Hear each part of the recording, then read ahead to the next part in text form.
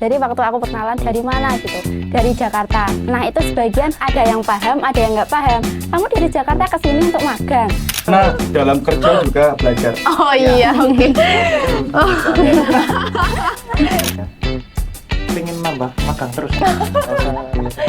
Iya, magang aja terus ya. Oke, sekarang Kak Marsi. Oke, kalau ngomong teori ya, sebenarnya teori sosiologi itu sangat beragam. Ada yang modern, klasik, kontemporer dan sebagainya gitu kan. Tapi yang memang paling erat dengan dunia korporat gitu ya, itu menurut saya ada hegemoni sosial, gitu kan. Bagaimana hegemoni kan kelompok kecil yang menguasai yang besar. Kebalikannya dengan menguasai gitu. Kalau menguasai kan yang besar yang kecil. Ini sebaliknya kalau hegemoni ya. Terus yang kedua itu agile dapat persons, itu juga menarik, agility, goals, latensi dan lain sebagainya. Terus yang ketiga itu juga fungsional struktural gitu kan. Karena fungsional struktural itu diibaratkan kalau menurut Alan Parsons gitu kan, itu seperti pohon gitu kan. Akar pasti berdampak ke buahnya gitu kan. Kalaupun ada yang busuk pasti yang lainnya juga akan busuk gitu. Nah itu menunjukkan bahwasanya masyarakat, pemerintah dan lain sebagainya itu pasti mempunyai fungsi masing-masing. Nah itu kebalikannya sama teori konflik gitu kan. Jadi teori konflik juga sebenarnya juga ada hubungannya tapi sedikit gitu, karena teori konflik itu memanfaatkan konflik sebagai bentuk adaptasi yang baru, merubah norma-norma sosial yang ada. Kebalikannya justru kalau fungsional struktural tuh nggak boleh ada yang namanya konflik, karena nanti kalau ada yang konflik merubah tatanan sosial. Iya, langsung berantakan gitu kan Kak. Betul. Oke. Dari yang kita pelajari di kampus itu kan sudah membuktikan kan betapa berhasilnya apa yang kita pelajari dan yang diajarkan di kampus. Ini untuk kakak-kakak bisa cerita sedikit nggak tentang gambaran umum, tugas, atau aktivitas kalian selama magang? Oke. Aku singkat kok. Jadi ya seperti tadi, kalau pekerjaan rata-rata di sana itu memang berhubungan langsung ya dengan masyarakat seperti itu. Untuk kalau yang ada yang bilang kalau magang nanti cuma fotokopi. Iya, salah. Iya, biasa disuruh kayak gitu ya. Itu nggak tahu ya magang di mana. Ada kata-kata juga disuruh nyupiri atasannya. Emang bener? Nyupiri. Cupiri, Iya, kayak nganterin gitu. Itu nggak tahu ya magang di mana. Tapi kita merasakan magang itu bener-bener udah kayak kerja ya. Udah kayak kerja bener-bener. Udah bukan magang lagi, udah kayak karyawan kontrak. Iya, seperti itu. Jadi memang seru sih kalau memang kita lihat dari ingin mencari pengalamannya ya. Tapi kalau memang kalau yang disuruh fotokopi mungkin skillnya mereka cuma itu. Iya deh. Mau aja ya disuruh-suruh atasan. Oke, Kak Marsi atau Kak Dita? Oke, mungkin kalau ngomong pekerjaan ya di sana ya, saya juga awalnya nggak percaya kalau saya dipegangi yang namanya ngoreksi sertifikat, karena saya kan sebelumnya awam gitu kan. Terus saya dimintain tolong, Mas ini tolong koreksi RPD dan sebagainya, isinya tuh PBB, pajak, giri dan lain sebagainya. Tuh saya, aduh ini apa gitu. Tapi setelah 1 bulan pertama tuh saya banyak nanya, saya belajar, akhirnya bisa dilepas. Nah awalnya memang nggak percaya diri karena memang saya kan bukan di bidang itu. Bukan itu tak pegangannya lah. Pegangan betul, karena memang itu kan urusannya dengan hukum dan sebagainya kan. Terkait dengan tugas kuliah ya, kan di situ ada namanya di laporan kita tuh terkait dengan usaha di sana. Kebetulan saya juga punya usaha bareng mereka. Oh ya? Ya karena banyaknya rotasi gitu kan. Saya pasti mikir ada peluang usaha terkait dengan baju. Oh. Saya dapat keuntungan cukup lah untuk baru KT sisa masih gitu. Karena saya menjalankan usaha tersebut, selain sisi juga saya kadang ngantri pegawai gitu kan, saya dapat uang dari situ. Dapat koneksi. Betul, koneksi. Makanya sampai sekarang masih hubungan baik gitu kan. Terus intinya itu sih mungkin kalau tugas kuliah ya. Saya yang paling terkesan karena saya bisa cari uang di situ, karena sama mereka juga saya kadang dikasih uang gitu sebagai ganti kalau bantu. Iya, oke. Sekarang Kak Dita. Kalau aku aktivitas sehari-hari itu di kantor, tapi juga ada di luar kantor. Yang di kantor itu masalah administratif tadi di depan komputer, itu merekap insentif, terus sama merekap insentif dana kematian. Nah untuk di luar kantor itu kemarin saya kebetulan itu baru magang dapat 4 hari, itu saya sendiri yang diajak pegawai sana untuk ikut survei ke Masjid An-Nahda Bojonegoro. Itu adalah masjid yang baru jadi dan hari ini langsung viral gitu. Langsung viral, langsung dari kabupaten lain, Kabupaten Bojonegoro, dari kabupaten luar juga, datang berbondong-bondong sampai open trip ke masjid itu. Dan masjid itu pengelolanya adalah kebetulan dari Kesra. Baru 4 hari magang itu udah diajak ke sana gitu. Terus kemudian waktu Ramadan kemarin juga ada itu safari Ramadan. Jadi kita itu pindah-pindah dari kecamatan-kecamatan lain. Jadi setiap hari, nggak setiap hari deh, 1 minggu itu kira-kira 2 kecamatan. Jadi habis pagi sampai sore kerja di kantor, kemudian sorenya safari ke kecamatan-kecamatan Berarti tersebut. jalan-jalan juga ya. Betul. Oke. Sangat seru ya ini kakak-kakak ya. Oke, kan setiap instansi kan pasti punya ritme dan dinamika kerjanya masing-masing kan. Nah, kalian ini pernah nggak merasa kaget atau kayak, wah apa ini pas awal-awal magang? Kalau saya pribadi sih pas masuk di bidang PAP ya, keluarganya sangat kental. Karena kalau kita makan, kan di bidang itu pasti setiap siang ada makan, pagi juga ada sarapan gitu kan. Itu pasti kita dipanggil, Mas, ayo makan. Mas, jadi satu meja sama mereka, sama pegawai itu semua nggak ada Jadi yang tidak dibedakan. dibedakan. Betul. Oke. Jadi kalaupun ada makanan di meja, itu berarti milik umum. Kalau dihabiskan nggak boleh marah. Kalau udah ditaruh meja. Nah, itu di situ kadang kita siang-siang gitu kan, kadang dibelikan makanan gitu sama pegawai, kadang dibelikan minum dan sebagainya. Intinya saya di situ nggak boleh lapar. Kenyang terus. Budaya kerjanya seperti itu. Iya, jadi Orang enak kan. menyerang. Jadi Betul. kita itu merasa nyaman lah di sana, Betul. nyaman. Tidak ada yang aman, membedakan iya. antara Betul. pegawai sama anak magang. Nggak merasa Betul. tertekan juga. Enggak. Jadi saya masuk juga orangnya ramah-ramah, sering bercanda juga gitu kan. Jadi nggak serius, nggak monoton. Kadang saya lembur sampai jam 7 Isya gitu.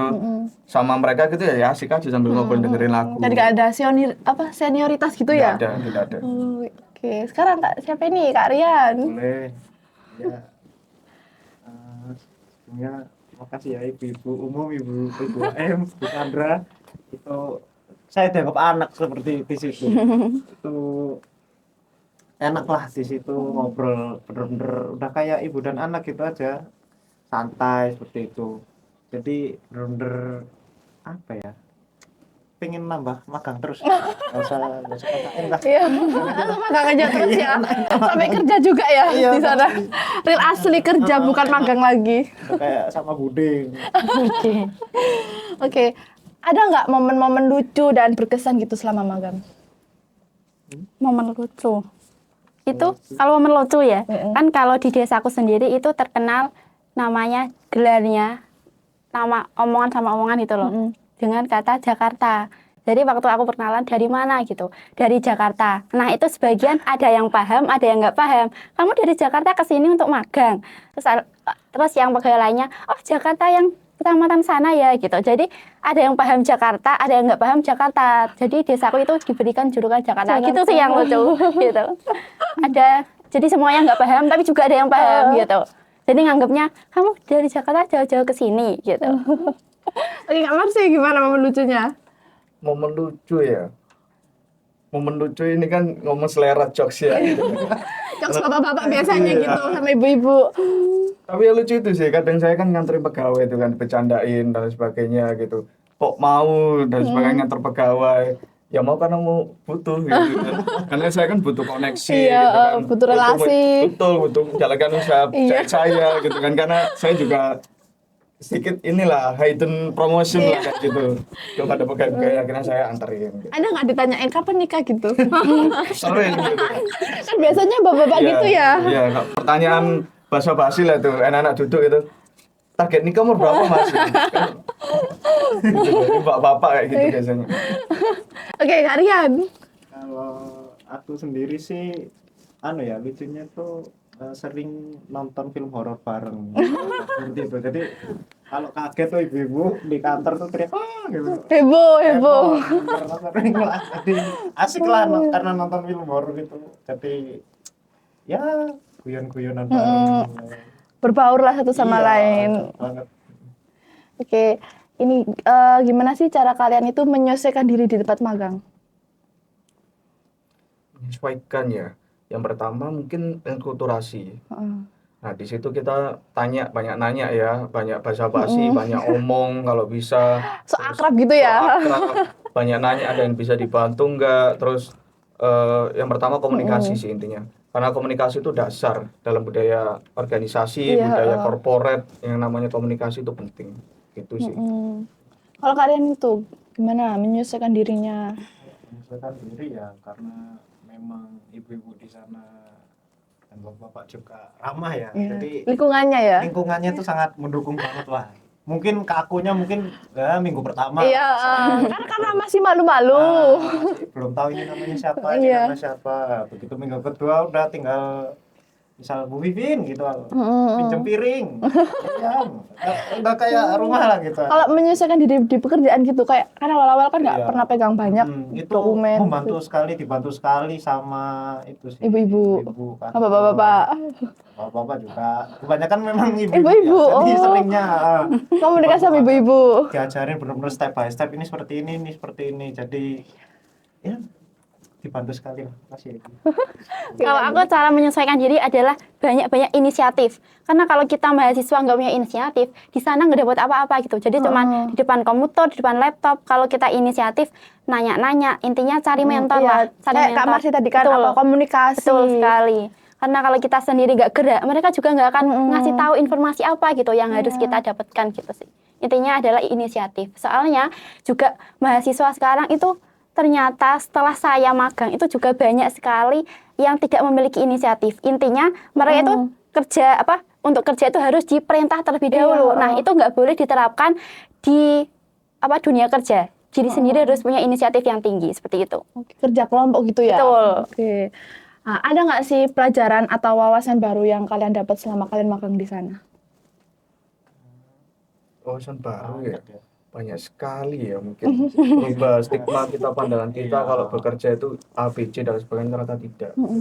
Kalau di secara general mungkin itu ya. Mungkin yang satu sisi kita awal mau magang itu takut. Banyak teman-teman yang takut nanti gimana dapat atasan yang bla bla bla Takutnya sebagainya. senioritas juga Tapi kan. ternyata malah kurang. Ternyata waktu kita masuk, wah kok gini. Asik Iya, gitu. mending gak usah KKN. Ya udah, mending nggak usah kan. Yang usaha dapat uang ya. Dapat koneksi relasi. Iya. Gitu. Kalau yang berhubungan dengan kerjanya mungkin ya yang paling berkesan Tanah Wakaf itu, karena sampai sekarang ditindaklanjuti oleh BPN dan akhirnya kerjasama dengan alma mater kita. Iya. Oke, keren sekali. Sekarang siapa? Kak Rian? Aku dulu. Itu rasa empati sama simpati. Karena kita sebagai sosiologi yang hubungannya langsung ke masyarakat, tentu harus punya rasa empati dan simpati. iya. Jadi melalui insentif tadi. Insentif ini kebetulan karena penelitian saya juga tentang insentif, ternyata respon mereka itu sangat berharga gitu loh insentifnya. Insentif ya kayak inisiatif nggak sih Kak? Insentif uang. Oh, Maksudnya, uang. Insentif itu dapat, kan ada beberapa insentif penerima kayak satu sada, terus jamaah tahlil pria wanita, takmer. Jadi mereka itu di masyarakat dapat perhatian gitu loh. Dapat apresiasi dari pemerintah yang seharusnya mereka ini cuma jasanya ngajar, tapi karena dapat insentif jadi lebih berharga gitu, dihargai oleh Kabupaten Bojonegoro seperti itu. Kalau Kak Rian? Kalau aku sih yang paling paling teringat itu memang pas itu ya, bagaimana saya sendiri melihat bagaimana struggle-nya orang itu, bagaimana karena awalnya dia penyalahgunaan kan, struggle-nya dia mau keluar dari pengaruh narkoba itu loh, Kan karena sangat harus- sulit. iya karena harus sering Terapi biasanya itu Kak. kebanyakan kan memang orang-orang seperti kayak supir, kayak anak-anak SMP di bawah umur itu malah yang rawan kan. Nah itu bagaimana mereka dengan niat sendiri datang ke kantor dan mereka bilang aku ingin bebas dari narkoba seperti itu, dan mereka karena ada konseling dari kami itu step by step, pelan-pelan, seminggu sekali itu Dikasih arahan. iya, dikasih arahan. Karena memang kalau pakai narkoba dan tiba-tiba di stop itu badan itu sakit sekali. Sakit Itu sekali. katanya ada efek kayak gemeter gitu loh Kak. Iya, Kayak sakit apa ya? itu. Makanya itu yang paling sulit paling sulit ditangani ya. Iya. Karena memang Panik itu sendiri sakit ya. sekali. makanya itu pelan-pelan dari ini juga ada obatnya juga untuk menenangkan seperti itu sih yang Oh, berarti dikasih obat itu, Kak? ada obatnya. Jadi untuk obat, tapi memang obatnya itu harus dengan dosis ya, Ya. dosis sektor dengan dosis dokter. Itu memang harus dikasih, tapi obat itu tidak bisa digunakan terus, harus memang niat nomor satu itu niat sih, untuk kalau Karena lihat anaknya sendiri kan iya, yang ingin keluar. harus niat. Oke, sebelum kita lanjut sesi selanjutnya, aku ini ada game seru. Oke, game seru. Nah, ini tuh simple. Kalian itu akan aku kasih 2 pilihan. Nah, kalian pilih salah satu, terus kalian sebutkan alasannya itu kenapa kok kalian pilih itu. Oke. Dan jawabnya itu harus jujur dan cepat ya. Oke. Sekarang ini aku kasih game. Oh, ini kurang satu, Pak. Jatuh mungkin. Ini. Oke. Sekarang ini gamenya. Oke, udah siap? Siap. Oke, sekarang aku kasih pertanyaan. 1 dan 3. Pertanyaan pertama, magang itu lebih mirip kerja atau belajar? Kerja atau belajar? Kerja A ya. Kerja A. Kerja atau belajar? A, B. A. Belajar. Kerja atau belajar? Berarti kerja. Tuh, itu A belajar. kerja. A kerja. Oh, iya. Berarti B itu belajar. Berarti real bener-bener kerja gitu. Karena dalam kerja juga belajar. Oh iya, oke.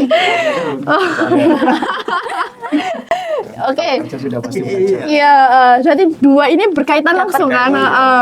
Oke, sekarang pertanyaan kedua. Lebih suka kerja sendiri atau kerja tim? Sendiri atau tim? Tim. Ini sendiri. Kenapa? Karena saya di divisi itu kan bisa dengan rekan itu. Tapi memang kerja sendiri itu kan juga dibantu oleh staf. Berarti itu tim, Kak. Oh, tetap kita sendiri gitu loh maksudku.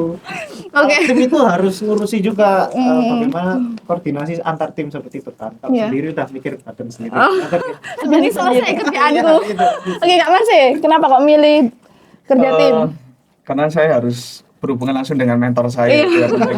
Karena urusan itu salah coret dikit. Iya. Langsung urusan negara itu. Beba tanah semeter ya wis langsung Iya. ada problem ke depannya. Mas. Oke. Betul, saya suka kerja tim karena masalahnya dengan insentif, dengan uang. Kalau salah menginput data, orangnya protes, saya yang disalahkan. Jadi harus kerja tim, antar saling membantu gitu. Saling terkoneksi ya satu Betul. sama lain. Oke, sekarang pertanyaan ketiga. Lebih sering disuruh fotokopi atau bikin laporan?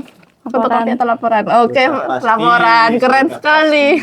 Kenapa kok bikin laporan? Kan ada desas-desus yang bikin yang disuruh fotokopi, bikin kopi. Iya itu nggak tahu ya kan gimana. Cuman memang laporannya banyak sekali. Kalau disuruh bikin kopi justru saya yang bikin kopi. Bikin sendiri. Dibelikan kopi justru. Oke, pertanyaan keempat. Mending deadline mepet atau revisi berkali-kali? Revisi berkali-kali. Revisi berkali-kali B ya. Revisi berkali-kali B yang deadline mepet A. Kenapa kok milih deadline mepet? Kan nggak enak gitu, Kak, gopo-gopo. Deadline mepet tapi nggak revisi kan? Oh, iya nggak apa-apa. SKS. Ya, Bisa, sistem kebut semalam. Revisi. Kenapa Dita kok milih? Karena kalau revisi berkali-kali, kita yakin kalau kerjaan kita itu betul. Oh, Meskipun gitu. revisi berkali-kali. Kalau kakak ini, ya kan nggak kerjaannya betul kan? Kan nggak revisi. iya. Berarti kan benar. Kalau nggak direvisi kan bener. Kebetulan kemarin nggak ada revisi. Oke, sekarang pertanyaan selanjutnya. Suasana kantor favorit, sunyi atau rame? Rame. Sunyi atau rame? Rame. Oke. Biar nggak tegang. Oh iya, enak ya. Jadi ngobrol-ngobrolnya enak sambil guyon, nggak suntuk. Kayak rumah gitu. Oke, Oke gitu. sudah kayak bolos sendiri, keluarga sendiri. Enak. Oke, pertanyaan selanjutnya. Lebih deg-degan ditegur atasan atau dikritik dosen? Atasan atau dosen? Atasan. Kenapa kok itu lebih deg-degan dikritik dosen? Sebenarnya saya bingung karena dua-duanya nggak pernah. Oh, nggak pernah dikritik. Oke. Nggak pernah dimarahin. Kebetulan ya belum pernah dimarahin, sama atasan juga belum. Gitu. Ya kan kebetulan juga dosen kita kan juga enjoy ya. Nggak, betul. ya saya juga ya nggak pernah dimarahin sih selama ini. Iya. Kalau Kak Rian, kenapa kok takut dimarahi atasan? Sebenarnya belum pernah dimarahi, cuman takut aja karena kan ketua saya kan langsung kombes ya. Kombes soal Pak Gatot. Jadi tapi emang Pak Gatot. Jadi ya, takut aja lah urusannya. Kalau aku juga sebenarnya nggak pernah, tapi karena baru kenal mungkin ya belum Iya. terlalu. Tapi kalau Jadi ditegur, takut. jadi takut. Tapi nggak pernah selama 4 bulan nggak pernah. Karena kita kan anaknya baik-baik gitu, mematuhi aturan. Jadi alhamdulillah baik-baik juga. Kalau cuma ditegur aja, ini kerjaannya dari sana, itu pernah? Tidak sih, karena kalau disuruh jadi notulensi kita inisiatif, tak tulis sendiri gitu kan. Nanti udah Mas, udah Pak, tinggal store. Iya, Gitu. oke. Nggak ada revisi. Tidak ada. Oke, terakhir. Satu kata yang menggambarkan pengalaman magang kalian. Satu kata menggambarkan pengalaman magang kalian. Oke. Pengen lagi. Dua dong. Dua kata. Iya kan satu kata. Lagi. Lagi. Ini Kak. Kolaborasi. Nagih. Oke, keren sekali. Oke, sebelum kita tutup, aku mau tahu nih apa harapan kalian terhadap program MBKM ke depannya. Oke, harapan ya, ini sudah saya sampaikan kebetulan kemarin waktu evaluasi gitu kan sama adik-adik gitu. Nah, mungkin harapan yang terbesar itu adalah masalah komunikasi kampus dengan mahasiswa, itu yang perlu diperbaiki lagi. Masih gitu kurang kan. ya, Kak? Masih, dan banyak mungkin laporan itu lebih dirincikan seperti apa. Kalau secara general mungkin ada pendampingan tertentu gitu kan buat mahasiswanya dan sebagainya, dibantu kayak apa. Jadi mahasiswa itu tidak merasa sendiri. Kalau untuk aku harapannya itu dibagi jadi 2. Yang pertama untuk pihak kampus, terutama tadi seperti Marcel, jangan memberikan informasi secara mendadak. Terus kemudian untuk mahasiswanya sendiri, kalian adik-adik tingkat angkatan 22 kamu berapa? 23 sama 24 itu dari sekarang riset cita-cita kalian itu mau kemana, terus nantinya untuk tempat magangnya kalau bisa sejalan sama tempat magang nanti. Jadi langsung cari kenalan gitu, langsung cari mentor gitu. Relasinya gampang lah. Betul. Kak Rian. Ya, kalau dari aku sih itu ya memang bagaimana dari kampus ini ke siswanya itu ya diperbaiki lah. Komunikasinya ya Kak ya. Jangan mepet seperti itu. Tapi kemarin itu sudah bagus, kita sudah dibantu. Dibantulah untuk urusan bisa milih sendiri ya, bisa milih sendiri sesuai passionnya, sesuai cita-citanya enak gitu. bisa milih sendiri. Itu kan udah ada chemistry. terlalu kaku, jadi enak. Terima kasih Budi. Budi mantap. Budi. Oke, sekarang kita akan tutup ya. Oke. Gila dan seru sekali episode musik kali ini.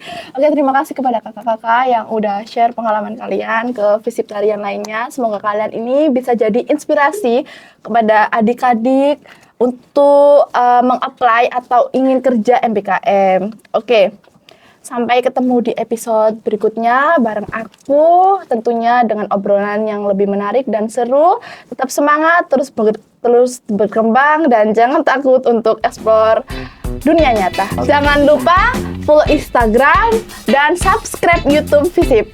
Bye-bye!